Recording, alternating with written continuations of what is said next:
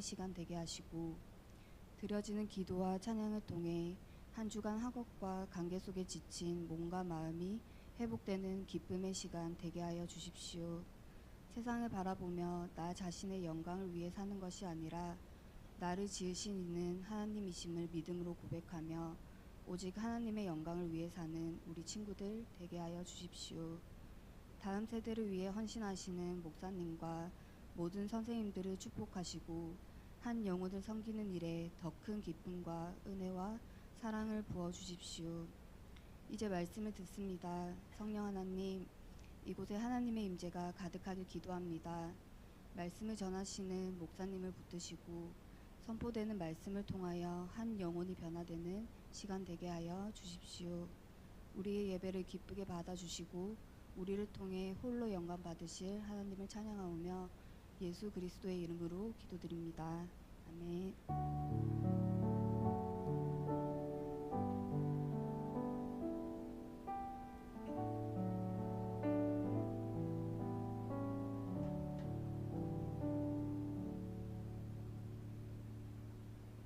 잘 지냈어요? 만나서 반갑습니다. 오늘 예배가 주 앞에 기쁨이 될 줄 믿습니다. 보통 이러면 아멘으로 해주는 게 이제 서로 간의 예의와 또 매너인 줄 믿습니다. 아멘. 같이 말씀 볼까요? 누가복음 9장 10절부터의 말씀입니다. 10절부터 17절 말씀. 교회 오래 다닌 친구들은 또 많은 이야기를 들어가지고 익숙할 것이라 생각이 드는데요. 다 찾았죠? 한 절씩 읽어보도록 하겠습니다. 제가 먼저 10절 읽어나가고 한 절 한 절씩 교독할게요. 사도들이 돌아와 자기들이 행한 모든 것을 예수께 여쭈니 데리시고 따로 베세다라는 고을로 떠나 가셨으나 우리가 알고 따라갔거늘 예수께서 그들을 영접하사 하나님 나라의 일을 이야기하시며 병 고칠 자들은 고치시더라. 날이 저물어 가매 12사도가 나와 여짜오되 무리를 보내어 두루 마을과 촌으로 가서 유하며 먹을 것을 얻게 하소서. 우리가 있는 여기는 빈 들이니이다. 예수께서 이르시되 너희가 먹을 것을 주라 하시니 여짜오되 우리에게 떡 5개와 물고기 2마리밖에 없으니 이 모든 사람을 위하여 먹을 것을 사지 아니하고서는 할 수 없사오니 이는 남자가 한 5,000명이 되밀어라. 제자들에게 이르시되 때를 지어 한 50명씩 앉히라 하시니 제자들이 예수께서 떡 5개와 물고기 2마리를 가지사 하늘을 우러러 축사하시고 떼어 제자들에게 주어 무리에게 나누어 주게 하시니 먹고 다 배불렀더라. 그 남은 조각을 12바구니에 거두니라. 아멘. 오병이어의 기적이라기도 하죠. 하나님께서 예수 그리스도를 통해서 많은 사람들의 부족함을 채우시면서 스스로를 그리스도임을 증명하신 사건이 오늘 말씀을 통해서 기록되어 있습니다. 복습 한번 해볼까요? 예수님의 기적이 이것뿐만 아니었죠. 이 지난 주에 이제 정의도 목사님 말씀하셨는데 예수님을 통하여 나음 받은 한 여인에 대한 이야기를 여러분 들은 적이 있죠. 누가 나왔죠? 어떤 병을 앓는 한 여인이었죠. 맞죠? 내가 잘못 생각하고 있나? 갑자기 여러분의 눈빛을 보니까 제가 생각하고 있는 게 틀렸다라는 생각도 들면서 뭔가 확신에 안 차고 불안한 마음이 드는데 혈루병 걸린 여인에 대한 이야기 들었죠? 그쵸?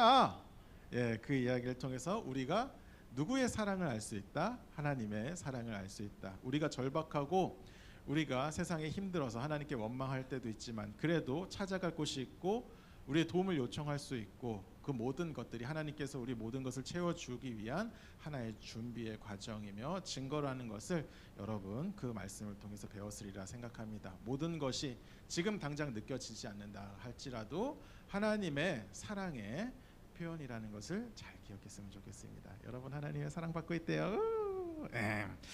그래서 그 이후에 이야기가 오늘 말씀에 나타나 있습니다. 읽지 않은 본문이 있는데 9장 이제 저희가 10절로 점프했잖아요. 이전에 어떤 사건이 있는지 간략하게 여러분께 알려드릴게요. 뭐냐면 예수님께서 이제 제자들에게 12제자에게 전도 여행을 시키셨어요. 전도 각 마을로 가서 그리스도의 복음을 전해라라고 하셨는데 그런데 특징이 있어요. 어떤 특징이 있었을까요? 여러분 여행 갈 때 짐을 챙깁니까? 아니면 몸만 갑니까? 짐을 많이 챙겨야 되죠. 여러분 각자 캐리어가 있고 캐리어에 가득가득. 요즘은 그 성인들보다 여러분 나이 때 친구들이 더욱더 많이 짐을 쌓더라고요. 뭐 챙겨요? 꼭 뭐 챙겨야 돼요, 여러분? 옷 챙겨야 되죠. 그렇죠? 옷도 챙기고 핸드폰 충전하려면 충전기도 챙겨야 되고. 이건 몰랐는데 여자친구들은 드라이기 꼭 필요해요? 그 숙소 가면 다 있잖아요. 아이고 그런 싸구려를 제 머리에 그런 것 때문에 이제 짐이 생각보다 많은 걸 보고 내가 아직 여자에 대해서 알아갈 게 굉장히 많구나라는 생각을 했습니다. 굉장히 많은 것을 챙겨야 되는데 예수님께서는 그러지 마라라고 하신 거예요. 지금 전도 여행 가는데 핸드폰 충전기, 헤어 드라이기, 옷 이런 거 다 챙겨가지도 말고 돈도 챙겨가지 말고 먹을 것도 챙겨가지 말고 몸만 가라. 가서 그냥 너희 유할 곳이 있으면 하나님께서 인도하사 거할 곳을 주님께서 너희에게 허락하실 것이고 그 모든 것들이 채워지는 역사가 있을 것이며 그 과정 중에 귀신 들린 자 만나고 또 병 들린 자 만나면 쫄지 마라. 왜냐? 그것을 고칠 권세와 능력을 너희에게 주실 거니까 그것만 믿고 나가라라고 예수님께서 말씀하셨습니다. 그래서 제자들이 그 말씀을 믿고 나갔습니다. 어떻게 됐을까요?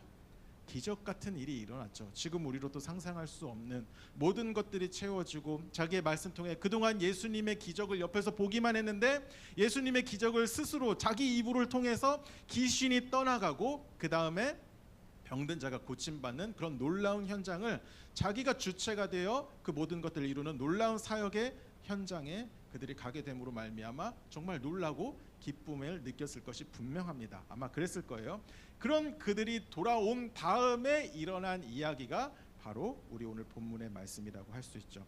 제자들이 기뻐서 예수님 앞에 나아가서 이런 일도 있었다요, 이런 일이 있었고요, 이렇게 저렇게 해가지고 굉장히 많은 일들이 일어났었으며 귀신이 떠나가고 병 고친 자 예수님 없이도 제가 일을 해냈습니다. 저 대단해요. 막 이런 식으로 막 사역 보고를 하기 시작한 거예요. 그때 예수님께서 그 제자들을 어떻게 하셨을까요? 말씀을 보니까 데리고 한적한 곳 벳세다라는 곳으로 데려갔다라고 성경은 밝히고 있습니다. 벳세다, 그러니까 지금으로 따지면 이거예요. 여러분 그래도 여기 명지 지역에 가장 번화한 곳이 어디예요? 국신 정도일까? 국신 뭐 여기 오션시티도 사람 많고 여기서 막 전도를 하는데 여기서 또 뭐 하단이나 이런 데서 또 용원 이런 데서 막 사람 많은 곳에서 전도를 하다가 그래 수고했다. 자 우리 좀 사람 없는 곳으로 가자. 저희 가덕도 그쯤으로 가가지고 우리 좀 한숨 좀 돌리자 이렇게 말씀을 하신 거죠. 오늘 본문에 나와 있진 않지만 마가복음 6장 31절 예수님께서 이 제자들에게 이것을 위해서 또 그들을 따로 벳세다에 데려가셨다라는 게 분명히 나옵니다. 마가복음 6장 31절 혹시 있을까요? 예, 한번 다 같이 읽어볼까요? 시작. 시대.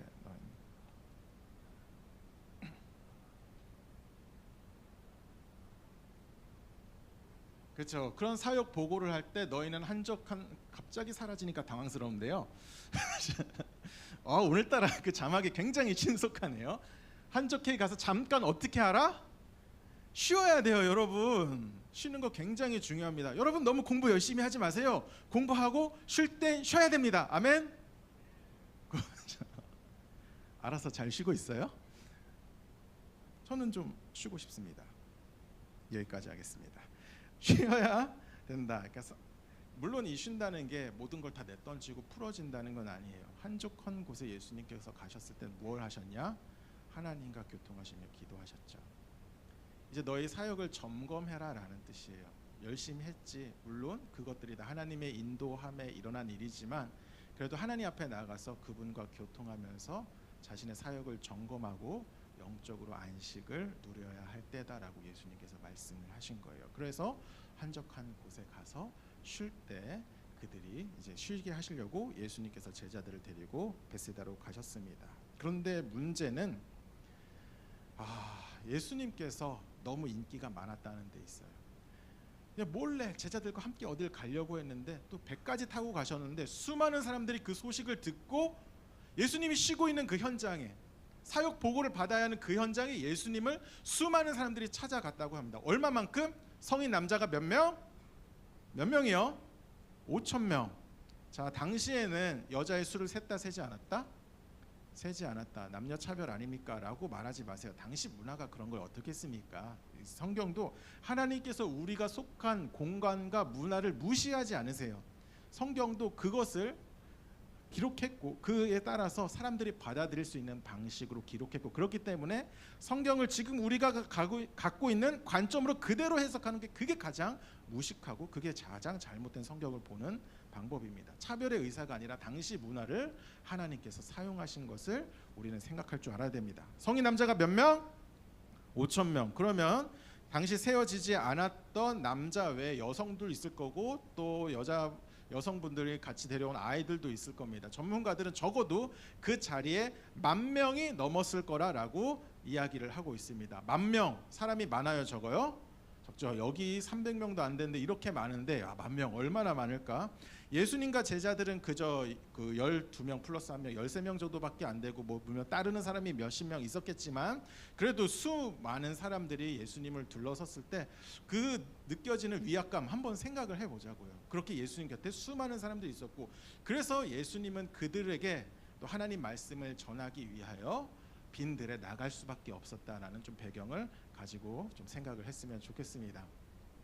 예수님께서 내치지 않으셨다고요. 그러니까 우리가 이런 예수님을 본받을 필요가 있어요. 쉬어야 되고 쉬러 간 것이고 또 다음 사역을 위해서 준비하러 간 곳이지만, 예수님께서는 그래도 많은 사람들이 찾아왔을 때 야, 워라벨 모르냐? 내가 쉴 때는 쉬어야지. 그때 열심히 내가 또 일을 할 거 아니야. 이러면서 그 사람들을 내치셨다 안 내치셨다? 안 내치셨다. 기회가 있을 때 하나님의 일을 온전히 감당하신 분이 바로 우리 예수님이다라는 것을 우리가 기억했으면 좋겠습니다. 그래서 저도 아무 말 안 하고 열심히 일하고 있습니다. 아멘. 여기까지 또 할게요. 그렇게 해서 이제 예수님께서는 그 성실하심으로 많은 사람들에게 하나님의 복음을 전하고 또 그들의 병든 자를 고치시고 또 귀신 들린 사람이 있으면 귀신 들린 사람도 고쳐줬겠죠. 그러다가 또 거기까지는 좋았는데 문제가 하나 더 생깁니다. 어떤 문제? 오늘 본문 여러분 주일학교 때 배웠잖아요. 어떤 문제가 생겨요? 입이 있으면 얘기를 합시다. 사람들이 배가 고프다 안 고프다? 고프다. 당시 거기에 마트가 있었을까요? 없었단 말이죠. 뭔가 사람들이 갑작스럽게 예수님을 찾아왔기 때문에 먹을 것을 싸고 오지 않았어요. 그리고 거기서 예수님께서 사실 사역 계획을 그 계획 가운데 일어나는 것이 아니라 돌발적으로 일이 일어났기 때문에 그 많은 사람들에게 어떤 것을 케어할 것을 준비할 시간조차도 없단 말이죠. 그런데 사람은 엄청 많았고, 그래서 제자들은 이것을 이제 아차다 싶어가지고 예수님께 조언을 합니다. 뭐냐? 누가복음 9장 12절의 말씀 다 같이 읽어보겠습니다. 누가복음 9장 12절이요. 시작. 날이 저물어 가매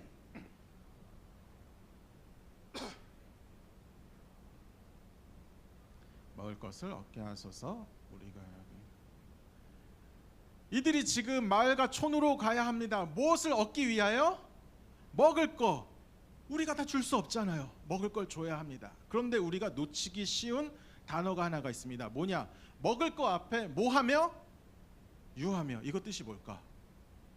이게 뜻이 잘 알려면 이제 다른 성경 번역본을 보면 좀 쉬운데, 제가 바로 다음에 똑같은 본문의 새 번역 버전을 가져왔을 거예요. 이것도 한번 읽어보겠습니다. 바로 다음으로 넘겨주시면 돼요. 읽어봅니다. 시작. 그런데 날이 저물기 시작하니 12 제자가 다가와서 예수께 말씀드렸다. 무리를 헤쳐보내요. 주의 마을과 농가로 찾아가서 잠자리도 구하고 먹을 것을 구하게 하십시오. 우리가 여기는 빈들이기 때문입니다라고 이야기를 했습니다. 잠자리를 구하다. 거기서 거해야 된다. 이 사람들이 먹을 걸 구할 뿐만 아니라 지금 당장 어느 곳에 들어가서 거기 기거해야 되기 때문에 헤쳐야 한다라고 이야기를 합니다. 자는 문제 때문에 그런 게 아니에요. 자, 여러분, 한국의 자랑이 뭡니까? 한밤중에 편의점 앞에서 뭐 사 먹고 핸드폰 거기 두고 왔어요. 그럼 그 핸드폰이 없어진다 안 없어진다? 안 없어진다. 왜? 한국은 치안이 강한 나라기 때문에, 또 CCTV의 나라기 때문에, 또 그런 것들을 누가 훔쳤다간 바로 들통나기 때문에 웬만해서 다른 사람의 물건을 가져가는 일이 별로 없어요. 근데 자전거는 왜 훔쳐가요? 당황스러워요. 저 얼마 전에도 교회 앞에서 자전거 도난 사건이 일어나가지고 큰일 난 적이 있습니다. CCTV가 있어요. 얼굴이 그대로 노출되는데도 불구하고 당당하게 자기 것처럼 가져가는 그 당당한 모습, 우리 한민족, 우리 DNA가 어떤 신비한 것이 있다는 것이 분명하다는 것을 아주 잘 밝혀주는 그런 상황이었습니다. 그런데 그런 우리나라조차도 시골에 가면은, 여러분 정말 정말 시골 같은 곳 있잖아요. 시골에서 해가 졌을 때 그 풍경을 본 적 있어요? 아니에요? 한번 보시면 좋겠어요. 어떤 일이 일어난 줄 알아요? 캄캄해요. 한밤이 아니고 그냥 해만 졌는데도 불구하고 불빛이 없고 가게가 없으니까 엄청 어둡습니다. 사람도 없어요. 이런 생각이 듭니다. 그럴 때 내가 여기서 큰 사고를 당하면은 누가 나를 도와줄 사람이 없겠구나. 사람 살려 외쳐도 나도 여기서 잘못되면은 큰일이 났겠구나, 이런 생각이에요. 그런데 자, 지금보다 2000년 전인 당시에는 지금보다 치안이 좋았을까요? 나빴을까요? 나빴단 말이에요. 우리나라도 나름 치안 강국이라고 말하고 있는데도 불구하고 한적한 곳에 나가서 나는 그런 사고들은 제대로 밝혀지지 않는 경우가 굉장히 많은데, 당시에는 더 그렇고, 하필 또 예수님이 있는 곳이 어떤 곳이었다? 아무것도 없는 한적한 빈들이었어요. 이 사람들이 여기 있다가 해를 당하면 어떡합니까? 이런 의미에서 이야기한 거예요. 배고픈 것도 문제인데 먹을 것도 구해야 되는데, 이 사람들 여기서 밤새고 집 못 들어갔다가 가뜩이나 사람도 10,000명 넘게 있는데 몇 사람 갑자기 어떤 사람한테 해를 당하고 어떤 사람한테 다치고 못 볼 걸 당해도 우리가 알 수가 없습니다. 이거 우리 책임 아닙니까? 그렇기 위해서 빨리 지금 손을 써야 합니다라고 제자들이 이야기하는 겁니다. 그런데 우리가 좀 생각할 것이 있는데, 이러한 제자들의 말이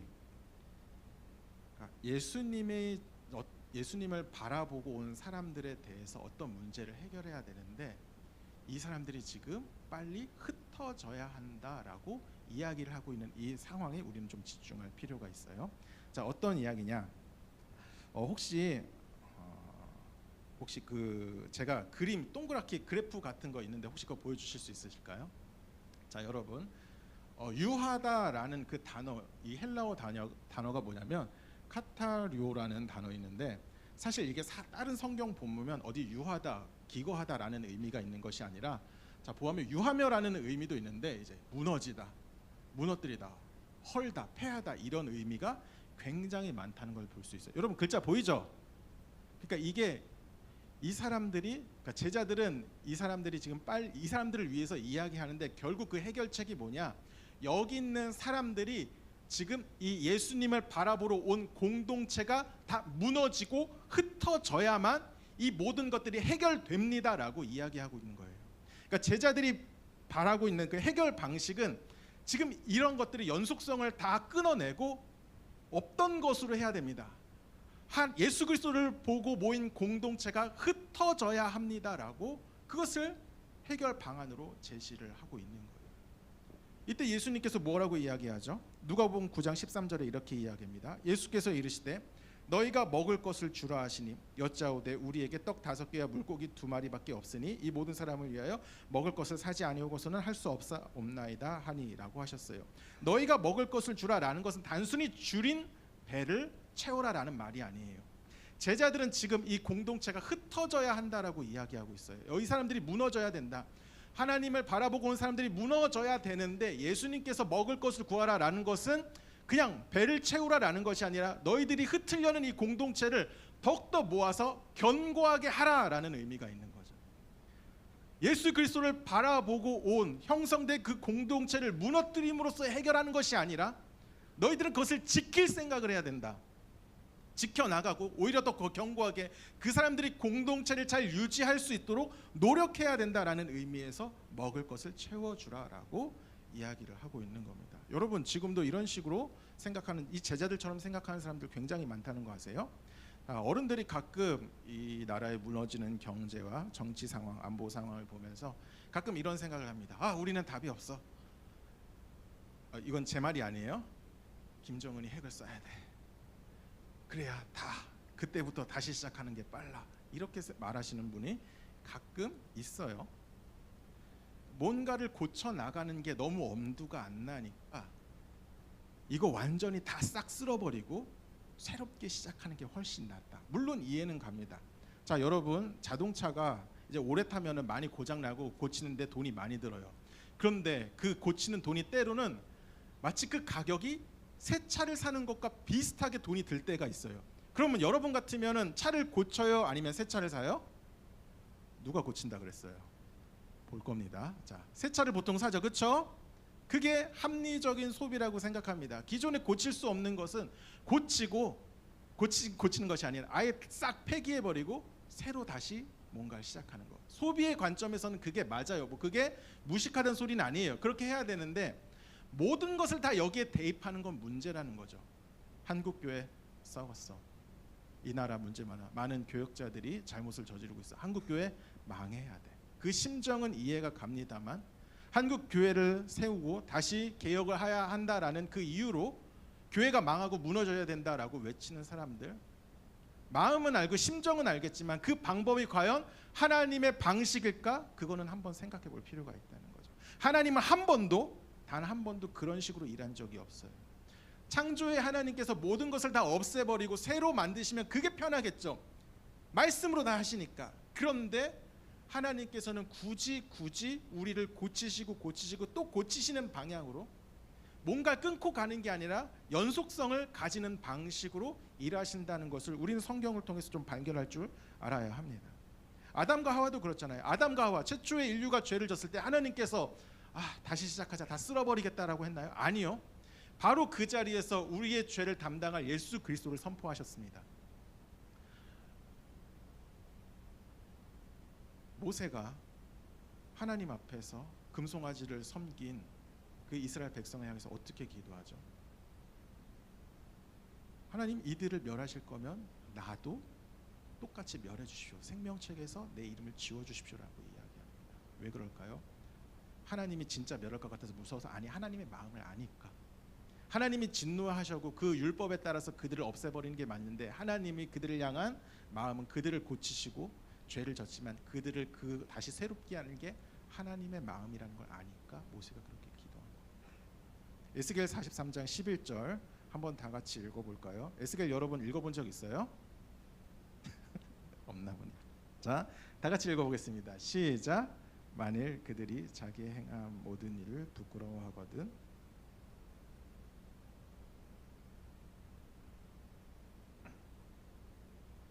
그 모든 법도와 그 모든 율례를 알게 하고 그 목전에 그것을 써서 그들로 그 모든 법도와 그 모든 규례를 지켜 행하게 하라.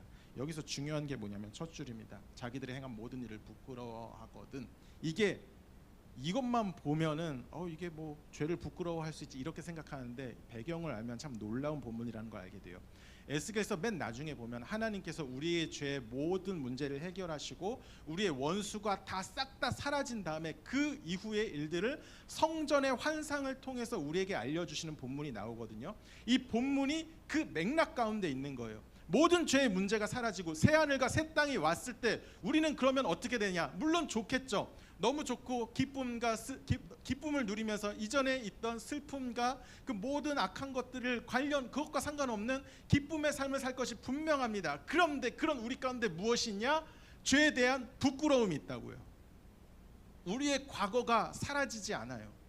우리가 잘못을 했는데 그 잘못의 연속성, 우리 잘못했던 것, 우리 잘못된 과거를 지워버리고 새롭게 출발하고 싶지만 물론 하나님께서는 그걸 통하여 새롭게 만들지만 그렇다고 우리가 잘못했던 과거를 아예 지워버리진 않으세요. 그거는 그거고 그거를 오히려 이용해서 새로운 사람으로 만들어 나가시는 게 하나님의 방식입니다. 그런 하나님의 아들 예수 그리스도이기 때문에 흩어지는 건 답이 아니다. 해체하는 건 답이 아니다라고 말씀을 하시는 거죠. 그렇게나 하지만 제자들에게 있어서는 이것은 불가능한 것 같았습니다. 그들이 가지고 있는 것은 못뿐이었다. 어렸을 때 배웠죠. 보리떡 몇 개? 자, 몇 개요? 5개야. 물고기 2마리로 많은 사람을 먹이셨어요. 와! 라고 여러분 배웠을 줄 믿습니다. 오늘 왜 이럴까요? 그렇게 예수님께서 하셨죠. 그 작은 걸 가지고 하늘을 향하여 축사했다라고 했는데 다른 번역 보면 감사 기도 드렸다라고 이야기합니다. 그 작은 것을 가지고 원망하고 불평하신 것이 아니라 감사하고 그것을 통해서 이적이 일어났습니다. 여러분 이런 예수님의 놀라운 이적을 믿습니까? 믿습니까? 자, 조금만 더 깨어 일어납시다. 자, 10분 안에 끝날 거예요. 그런데 놀라운 게 있는데 좀 석연치 않은 부분이 있어요. 이 본문을 볼 때 좀 이랬으면 더 좋았을 때 이런 부분 없어요? 그러니까 뭔가 중간에 스토리가 하나가 싹 날아간 것 같아요. 이 기적이 어떠한 방식으로 일어나는지 좀 더 자세히 쓰였다면 좋았을까라는 그런 생각해보지 않으셨어요? 예수님께서 기도하자 갑자기 떡이 늘어나더니 엄청 많아졌다라거나, 아니면 떡을 떼어 주실 때 이게 복사 붙여넣기처럼 복사돼 가지고 많은 사람들이 먹을 수 있었다라는 그런 식으로 됐다면 이상한 학자들의 논리가 지금도 활개치지는 않았을 거예요. 많은 사람들이 이렇게 이야기해요. 어떻게 이야기하냐? 지금 예수님께서 축사하자마자 기적이 일어난 게 아니라 사실 그때 많은 사람들이 몰래 먹을 것을 가지고 숨겼는데 예수님께서도 그렇게 기도하시니까 좀 멋쩍어서 자기 먹을 것을 내놓고 그것을 내놓아서 같이 공유하다 보니까 엄청나게 많은 그런 음식이 생겼다더라라는 식으로 아주 인간적으로 괜찮지 않아요? 괜찮은 해석 같은데 이런 방식으로 이야기를 한다고요. 전통적인 또 보수적인 교단에서는 이렇게 생각하지 않습니다. 저도 그렇게 믿고 있고요. 저는 이때 우리가 정확한 어떻게 그것이 일어난지는 모르지만 예수께서 놀라운 방식으로 이것을 모든 10,000명이 넘는 사람들이 먹을 정도로 많은 양식으로 만들어내는 기적을 일으켜내셨다라고 믿고는 있습니다. 그 내용은 정확히 모르지만요. 그 나머지 있는 그 공백을 우리는 어떻게 대해야 되느냐? 성경이 뭔가 빈칸을 만들어 놓고 있으면 그 빈칸을 내가 가지고 있는 거짓된 지식으로 억지로 채워 놓으려는 것이 아니라 왜 이렇게 우리에게 알려주실까? 더 잘 알려주실 수 있는 분께서 왜 이것을 우리에게 알려주실까? 이러한 방식으로 우리에게 말하는 방식, 왜 이렇게 말씀하시지? 이렇게 생각하는 게 우리에게 성경을 보는 데 있어서 더 바른 자세인 줄 믿습니다. 그럼 왜 성경이 그렇게 이야기하느냐? 여러분도 알고 있는 내용일 거예요. 본문이 주목하고 있는 것은 기적이 아니기 때문입니다. 어떻게 불어났느냐, 어떻게 많은 사람들이 유익이 됐느냐, 물론 그것도 중요하지만 더 중요한 거, 그것은 예수님 앞에 갔던 작은 헌신에 대해서 더욱더 주목하고 있는 거죠. 그 작은 물질, 떡과 물고기, 그 작은 것을 통하여 하나님께서는 일할 수 있다라는 것을 보여주고 있는 겁니다. 내가 얼마나 큰 능력을 가지고 있냐, 이것이 아니라 내가 얼마나 대단한 사람이냐, 이것이 문제가 아니라 누구 손에 있느냐. 아무리 작은 것이라 할지라도 그것이 하나님의 손에 들어가면은 그것으로 이적이 일으킬 수 있다. 그러니까 이런 말 하지 말라는 거죠. 나는 연약해. 나는 연약하고 부족하고 공부도 못하고 또 많은 사람들처럼 다른 사람들처럼 미래에 대해서 대비를 하지 못하니까 나는 필시 불행한 삶을 살아갈 거야. 하나님 나라에 아무런 도움도 되지 않을 거야. 이런 말을 하지 말라는 겁니다.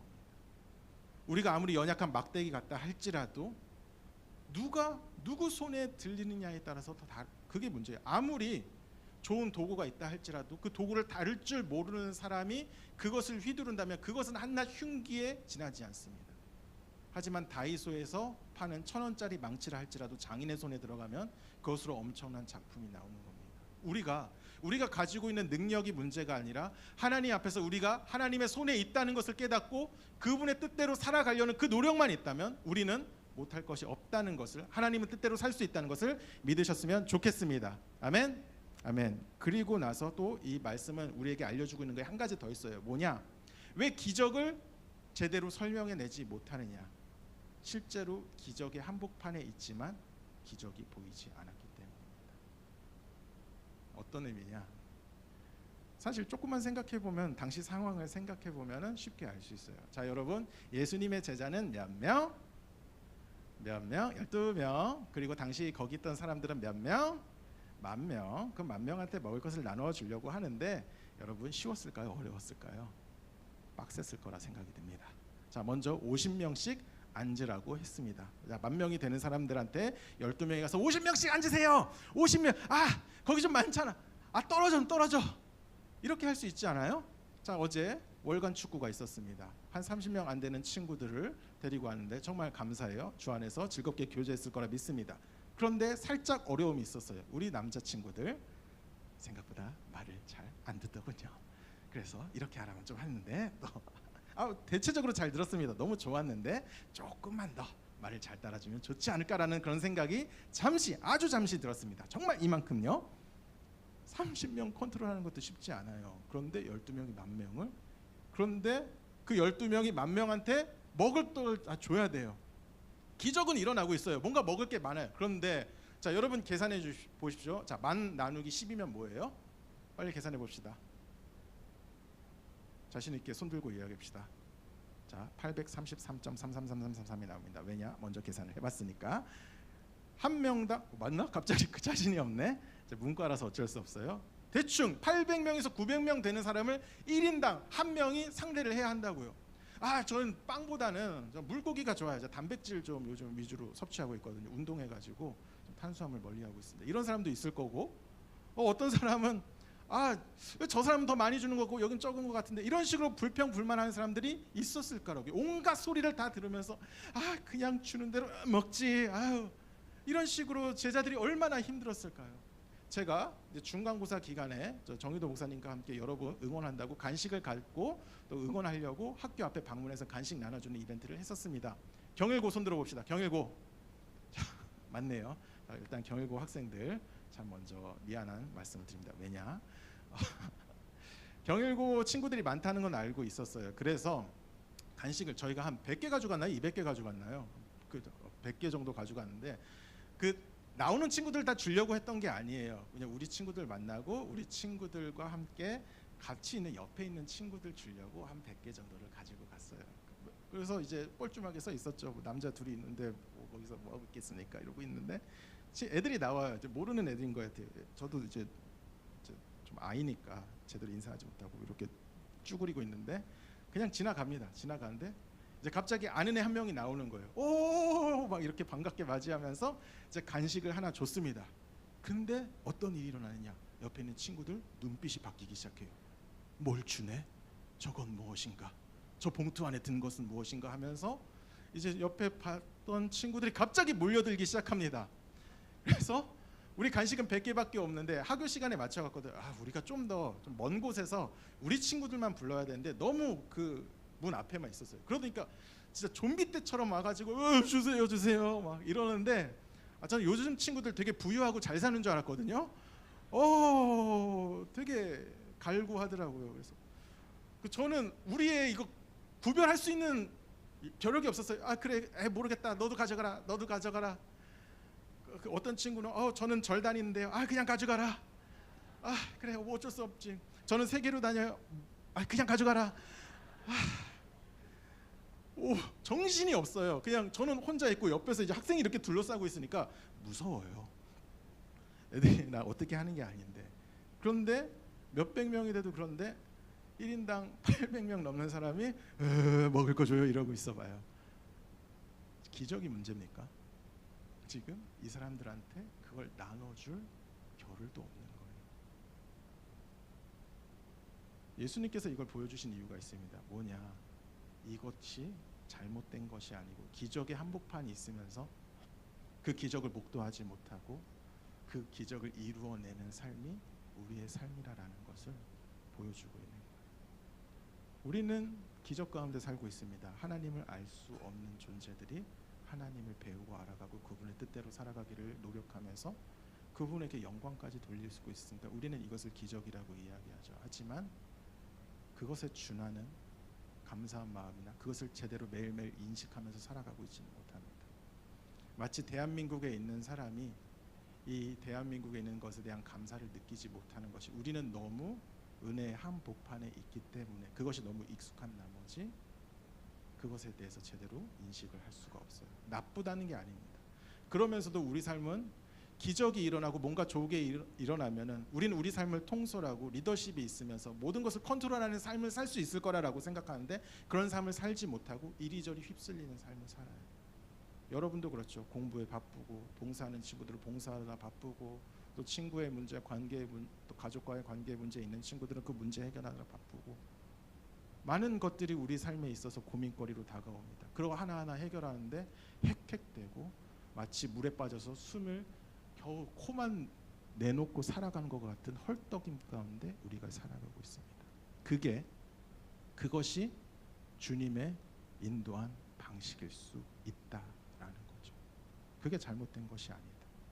오히려 힘 있고 능력 있고 시간 있고 또 이런 것들이 시간 많아가지고 또 힘 남아 도는 사람이 한국 교회에서 사고 치는 경우가 굉장히 많습니다. 그것을 가지고 물론 그걸 가지고 제대로 영위하면서 하나님의 뜻에 따라서 하나님께 영광 돌리는 사람도 많지만 아닌 사람도 많다는 거죠. 우린 부족하고 연약하기 때문에 하나님께서 그러한 방식으로 인도하십니다. 기적 한가운데 있어요. 하나님과 동행한다는 것 자체가 기적이죠. 여러분의 실력으로 할 수 없는 것들을 매일매일 해나가니 이 자리에 있으니 그걸 기적이라고 할 수 있습니다. 하지만 그 한복판에 있기 때문에 여러분은 제대로 그것을 인식하지 못할 거고 앞으로 못할 수도 있습니다. 알아나가려고 하면 좋겠죠. 그것을 여러분이 인식하려는 노력은 필요합니다만 그것 자체가 예수님이 여러분을 떠난 증거가 아니라는 것을 먼저 기억했으면 좋겠습니다. 그리고 삶의 분주함이 예수 그리스도께서 하나님께서 우리를 인도한 한 방식이라는 것을 기억하십시오. 우리 방금 찬양했잖아요. 주님 말씀하시면 내가 나아가리다. 주님 뜻이 아니면 내가 멈춰서리다. 지금 찬양하겠다는 건 아닙니다. 이따가 할 거예요. 그게 주님께서 우리를 인도하시는 방식이라면 원망과 불평하는 것이 아니라 따라야 하지 않을까요? 그런 바쁜 방식으로 정신없이 우리를 인도하시면은 죄에 한눈 팔지 못하고 오히려 바쁘게 하나님을 쫓아가는 그것에 대해서 감사할 줄 아는 우리 모두가 되었으면 좋겠습니다. 주님께서는 말씀하시는 거예요. 너희가 주의 공동체를 세우는 것을 생각하면서 그것을 위해서 살아가기만 한다면 그것이 아무리 작은 것이라도 무너지게 하나님께서 만들지 않겠다라고 이것을 통해서 말씀하시는 거죠. 제자들은 무너져야 되고 모든 게 다 파해야 되면서 그래야 이것이 해결된다라고 이야기하지만 우리는 먼 길을 돌아가는 것처럼 이것을 지켜내면서 이것을 새로 시작하는 것이 아니라 어떻게든 다시 한번 갈고 닦고 고쳐나가는 그런 노력을 이 공동체를 위해서 그러한 수고를 아끼지 않는 자들을 하나님께서는 실패 가운데 두지 않겠다라고 말씀을 하고 있는 겁니다. 너희들이 가지고 있는 능력이 별 볼 없다 할지라도 저도 그렇죠. 저도 굉장히 부족한 사람이고 남들 부러워하지 않는 대학 나왔고 남들 부러워하지 않는 신학교 나왔고 어떻게 보면 제 힘으로 저는 제 인생을 살아가는데 실패한 존재이지만 제가 한 것은 딱 하나밖에 없죠. 기도하면서 살려달라고 하나님 앞에 부르짖는 것밖에 없었습니다. 그것이 그 인생이 하나님 앞에 갔을 때 그제서야 하나님이 제가 제 능력으로 이뤄낼 수 없는 것들을 많은 것들을 누리면서 살아가게 했다는 것을 여러분 앞에 말씀을 드립니다. 여러분의 삶의 방향성이 더 중요한 거예요. 물론 좋은 능력 많이 가졌으면 좋겠어요. 남들이 우러보고 부러워하는 그런 명예도 가졌으면 좋겠습니다. 하지만 여러분의 살리는 것, 여러분이 앞으로 살아가는 데 더 중요한 것은 여러분이 공동체를 향한 마음입니다. 무너지는 것이 아니라 어떠한 방식으로든 살려내려는 여러분의 노력이 있기만 한다면 하나님께서는 여러분의 삶을 무너지게 두지 않을 것입니다. 어떻게 해야 될까요? 그럼 구체적으로 어떻게 해요? 찬양팀을 해야 되나요? 봉사를 해야 하나요? 아니요. 여러분에게 먼저 말씀드립니다. 여러분 자신이 온전한 예배자가 되기 위하여 노력하십시오. 고개를 드시고 집중이 안 돼도 귀를 여시고 재미없어도 웃는 척이라도 해주시면 그것이 교회를 세워나가는 겁니다. 그것이 공동체를 세워나가는 겁니다. 여러분 자신부터 세워나가려고 하세요. 이곳에서 지겹지만 그래도 바른 예배자가 되려고 몸부림치는 것, 그게 여러분이 공동체를 세워나가는 겁니다. 실제적으로 어떤 봉사를 하고 있지 않아도, 물론 봉사를 하는 것도 좋지만 많은 친구들이 다 할 수는 없잖아요. 자기 자신이 교회라는 거 몇 번이나 여러분 제가 말씀드렸잖아요. 교회는 건물이 아니라 여러분입니다. 여러분 자신이 이곳에서 이 예배의 승리자가 되려고 노력하는 그 자체가, 그것이 아무리 남들이 보기에 보잘것없는 몸부림이라 할지라도 그것은 하나님 앞에 올라가는 감사 기도를 드리는 보리떡 5개와 물고기 2마리와 같을 줄 믿습니다. 그러한 쓰임의 환경이 녹록치는 않을 거예요. 정신 없을 겁니다. 앞으로 더 바쁠 거고, 예수님이 진짜 살아계신 게 맞냐, 어떻게 내 삶이 이러냐, 왜 이렇게 바쁘지라는 그런 생각이 들 수도 있습니다. 저도 이 말씀을 보면서 회개를 많이 했습니다. 기적 한가운데 있지만 그것을 인식하지 못하는 그런 바쁜 상황. 하지만 그것이 오히려 여러분을 세워나가며 그것이 여러분이 만들어낼 수 없는 소중한 가치를 만들어낼 것을 믿습니다. 우리 같이 한 번 더 찬양했으면 좋겠습니다. 주님 말씀하시면 내가 나아갑니다. 주님이 인도하는 방식이 삶을 통해서 그것을 인도하시거든요. 때로는 어떤 삶에 엄청난 시간과 공백을 주어서 어떻게 보면은 그 빈 공간 속에서 어떻게 하나님이 계신가라는 생각이 들 수도 있고, 남들은 빨리 달려나가고 너무도 빨리 흘러가는 세상 속에서 나 혼자 멈춰있는 방식으로 주님께서 내 삶을 이끌 때도 있습니다. 그런데 전혀 반대로 모든 사람이 여유를 누리고 모든 사람은 그 안에서 자기 삶을 행복하게 누리는 것 같은데 나 혼자 달려가는 것 같고 너무 지치는 것 같고 너무 정신없이 살아가는 그러한 삶을 살아갈 때도 있죠. 물론 여러분 예수님께서도 쉬셨으니까 여러분의 일과 삶이 제대로 공존했으면 좋겠습니다. 하지만 예수님조차도 그 은혜의 현장 속에서 바쁘게 사역하셨죠. 내 생각을 내려놓으세요.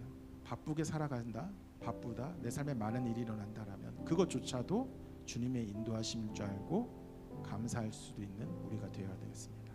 함께 찬양할까요? 주님 말씀하시면 주님 말씀하시면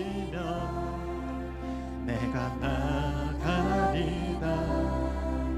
주님 뜻이 아니면 내가 멈춰서리다. 나의 가고 서는 것 주님 뜻에 있으니 오 주님 나의 삶을 주님께서 이끄심을 믿습니다. 한 번 더 주님 말씀하시면 주님 말씀하시면 내가 나가리라. 주님 뜻이 아니면 내가 멈춰서리라. 나의 가고 서는 것 주님 뜻에 있으니 오 주님 나를 이끌 뜻하신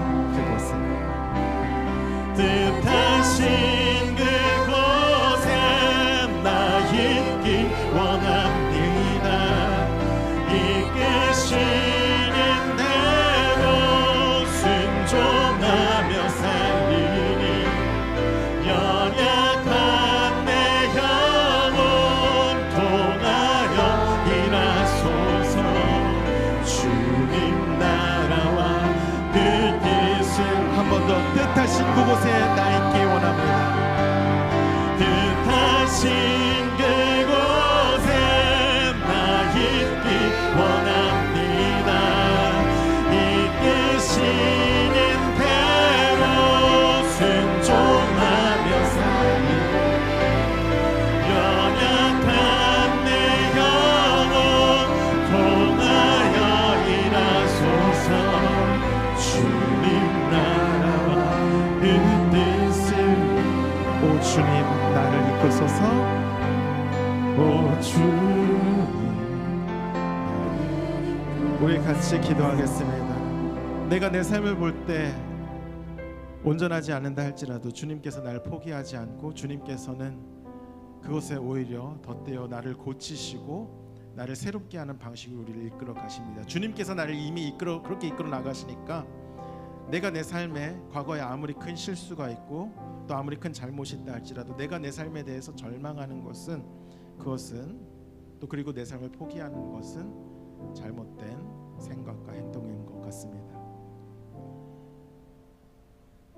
나를 포기하지 않으시고 내가 더욱더 온전히 바로 서길 바라시기 때문에 주님께서는 어떻게 보면 우리가 원하지 않는 삶을 계속해서 살게 하시고 그 삶의 현장 가운데 우리를 밀어 넣으십니다.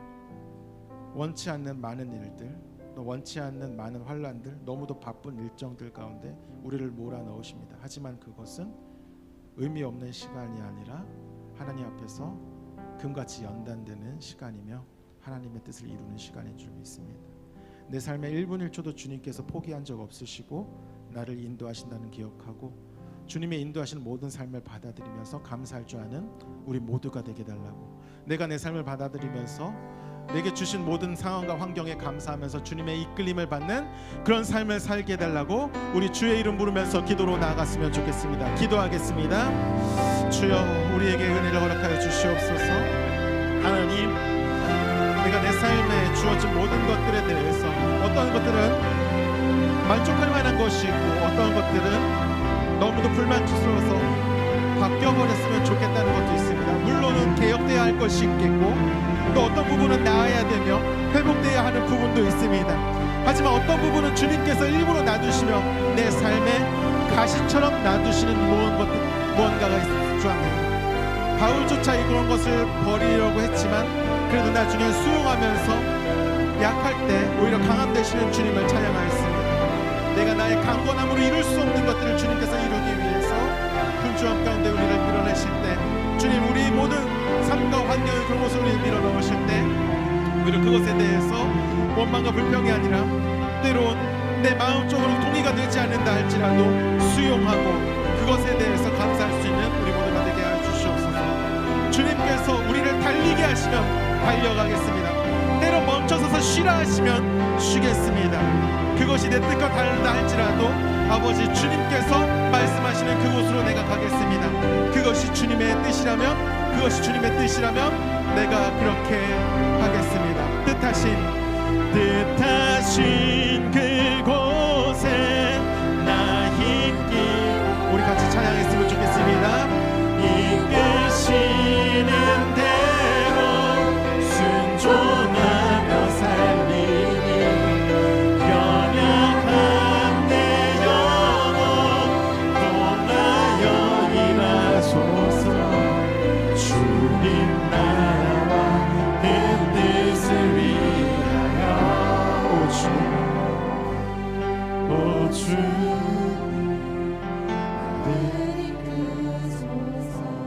아무런 인도함이 느껴지지 않는 그곳조차도 그것은 나의 착각이지 하나님의 인도함이 없는 것이 아니라는 것을 다시 한번 고백합니다.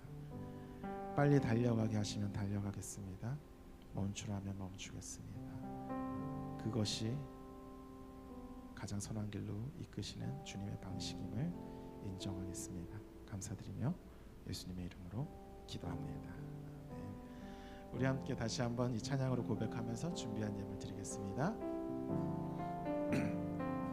주님 말씀하시면, 주님 말씀하시면 내가 나가리다. 주님 뜻이 아니면 내가 멈춰서리라. 나의 가고 서는 것 주님 뜻에 있으니 오 주님. 한 번 더 주님 말씀하시면 내가 나가겠습니다. 주님 말씀하시면 내가 나가리라. 주님 뜻이 아니면 내가 멈춰서리다. 나의 가고 서는 것 주님 뜻에 있으니 오 주님 나를 이끄소서. 뜻하신 그곳에 나 있기 원합니다. 이끄시는 대로 순종하며 살리니 연약한 내 영혼 통하여 일하소서. 주님 나라와 그 뜻을 위하여 오 주님 나를 이끄소서. 옆에 친구한테 이렇게 고백할까요? 하나님 너를 인도하고 계셔. 한번 인사합시다. 한번 옆에 친구한테 이렇게 하면 아멘 하고 한번 답합시다. 그럼 아멘이십니까? 네, 간구하겠습니다. 세례 입교 학습 세례 입교 신청 받습니다. 구글 폼으로 신청해 주시면 되고요. 그 6월 8일까지 받습니다. 학습 교육은 6월 16일 날에, 그리고 세례교육은 6월 23일 날에, 그리고 세례식은 6월 30일인데 꼭 8일까지 구글 폼 잘 확인해 주셔서 꼭 신청해 주십시오. 그래서 9일 날에 그 보고를 드려야 돼요. 그래서 꼭 8일까지 우리 친구들 꼭 신청 대상자 꼭 읽어주시고 신청해 주십시오. 그리고 단기 선교 여러분 오늘까지 마감입니다. 현재 지금 사실 인원이 모집이 끝났어요. 목표로 하는 인원이 끝났는데 근데 이제 목사님이 너무 아쉽다 그래가지고 조금 더 받기로 했습니다. 그래가지고 오늘까지 마감이니까, 그리고 선착순으로 끊거든요. 그렇기 때문에 꼭 관심 있는 친구들은 오늘까지 단기 선교 꼭 신청해 주시면은 감사하겠습니다. 그리고 여름 수련회 우리 7월 19일부터 21일까지 있죠. 거기 때 같이 시간이 많았지만 기도로 준비하면 좋겠습니다. 그리고 중요한 광고, 다음 주는 고등부 예배가 있다 없다? 있다 없다? 다음 주 고등부 예배가 없어요. 다음 주는 온 세대 예배로 드려져서 앞에 목사님 말씀하셨던 것처럼 온 세대 예배로 드려져서 다음 주는 고등부 예배가 없습니다. 그래서 부모님과 함께 예배를 드릴 친구들은 주일날에 부모님과 함께 예배를 드리시면 되고, 그리고 혼자 오는 친구들은 1부, 2부, 3부 다 여기에 교육자가 상주하고 있을 테니까 우리 친구들이 오면은 함께 본당 가서 우리가 함께 데리고 와서 예배를 드리도록 하겠습니다. 다음 주에 그렇게 함께 예배를 드리면 좋겠습니다. 자, 오늘 새 친구 있습니까? 새 친구 없나요? 네, 그러면 생일 축하 바로 하겠습니다. 생일 축하 있습니다. 이 마을에 네 온라인으로 혹시 보고 있으면 영원한 축하한다. 그리고 우리 산마을 최서윤 박근명, 네, 박수 한번 주세요. 그리고 4마을에 김채영, 박수 한번 주세요. 그리고 5마을에 김유찬, 네, 박수 한번 주세요. 그리고 7마을에 조하준, 황희성, 박수 주십시오. 네, 우리 시간에 자리에 다 같이 일어나서 우리 생일 축하하며 함께 축복합시다. 하나님의 사랑이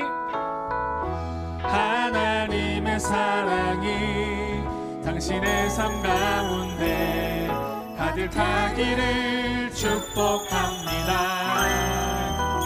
하나님의 은혜가 우리 가운데 가득하길 기도합니다. 하나님의 사랑이 당신의 삶 가운데 가득하기를 축복합니다. 하나님의 은혜가 우리 가운데 가득하길 기도합니다. 가득하길 기도합니다.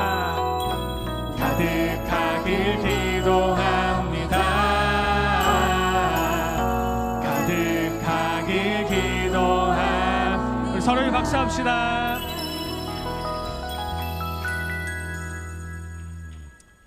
기도하고 마무리하겠습니다. 먼저 기도 한 번만 할게요. 하나님 아버지, 여기 있는 모든 학생들 삶 아시죠? 이 학생들 어떤 삶을 살아가든지 주님 안에서 감사하는 마음을 가졌으면 좋겠습니다. 물론 어려운 때도 있겠고 힘들 때도 있겠고 마음에 안 드는 상황을 만날 수도 있겠지만은 가능하면은 고쳐주셨으면 좋겠지만 그것이 여전히 떨어지지 않는 내 삶에 어떤 꽃과 같이 느껴진다면 그때는 원망하는 것이 아니라 주님의 뜻을 한 번 더 돌이켜볼 줄 아는 우리 모두가 되게 하여 주옵소서.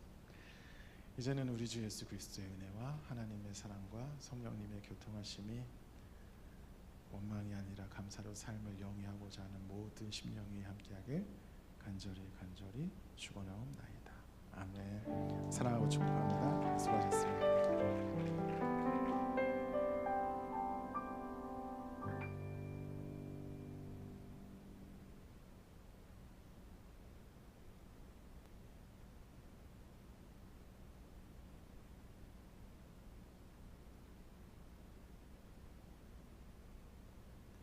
찾는 모든 자들이 주로 말미암아 기뻐